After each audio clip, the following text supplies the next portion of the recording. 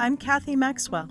I'm Nathan Maxwell, And welcome to the Good Faith Bible Study Podcast, where we'll offer a few additional insights about the Bible study lessons from Good Faith Magazine. Get the magazine and learn more at goodfaithmedia.org.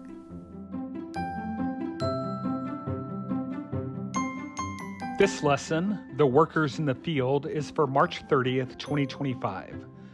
The focal passage is Matthew 20, 1 through 16. If you have been following along with these Bible study podcasts, you'll notice my voice is neither that of Kathy nor Nathan Maxwell, but of Craig Nash, senior editor at Good Faith Media and the editor of Good Faith Magazine. For the last week of each quarter of Good Faith Bible Studies, the Maxwells will be handing the reins over to a guest writer. This will be a good palate cleanser, allowing your groups to step back from the trajectory of the Maxwell studies before the next quarter shifts its thematic focus. This is also an excellent time for me to say thank you to the Maxwells and to the classes, small groups, and study leaders who have been following along with their Bible studies since the beginning of the year. I want to extend a special thanks to those groups who have been part of the Good Faith community for many years through Tony Cartilage's Nurturing Faith Bible Studies, and who have continued along with us on this new journey of Good Faith Magazine and Bible Studies. Change always involves a bit of a learning curve and some stretching on everyone's part, from your groups to our curriculum writers to the Good Faith Media team. I'm grateful for the grace you've all extended in these early days of this new venture. Today's Bible study comes to us from the Reverend Natalie Webb, who is the pastor of University Baptist Church in Austin, Texas. It focuses on a parable Jesus told about a landowner who went out looking for workers and offered the ones he found a certain wage for a day's work. He found some workers at 9 in the morning, others at noon in the afternoon, some more at 3, and then some final workers just before the sun went down. At the end of the day, the landowner paid all the workers the same wage, which, as you might expect, angered the workers who began their day in the field at 9 in the morning.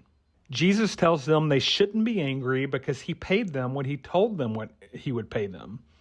And then he ended the story with some of the most famous and to some frustrating words from Jesus.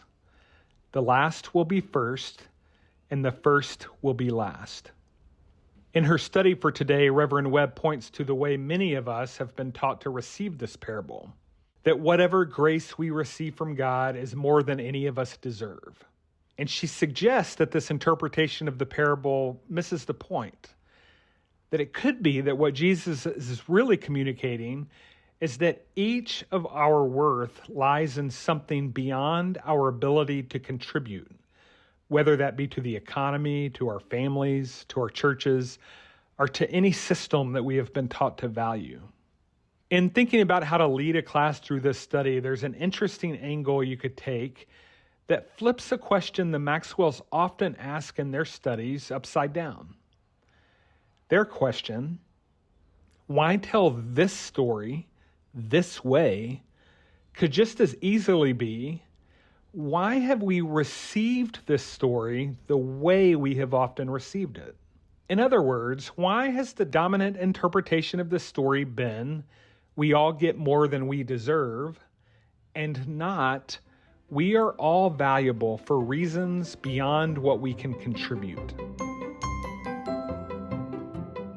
Another angle would be to talk about this famous aphorism of Jesus, the last shall be first and the first shall be last, and all the other places it appears in the teachings of Jesus. In Matthew 19, the chapter before this story appears, after some difficult teachings about selling possessions and leaving families and fields for the sake of Jesus, Jesus says, many who are first will be last, and many who are last will be first. It appears in a similar telling of the rich young ruler story in Mark chapter 10.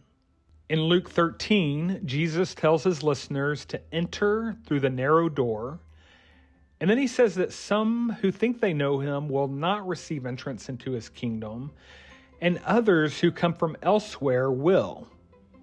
He ends that teaching also with, indeed, there are those who are last who will be first, and first who will be last. What do these passages have in common? Where do they differ? Ask the folks in your group how some of the principles of interpretation the Maxwells have written about can apply to this passage. Finally, have them reflect on the goodness of God, who loves us all despite our abilities, our giftings, our personalities, or our contributions.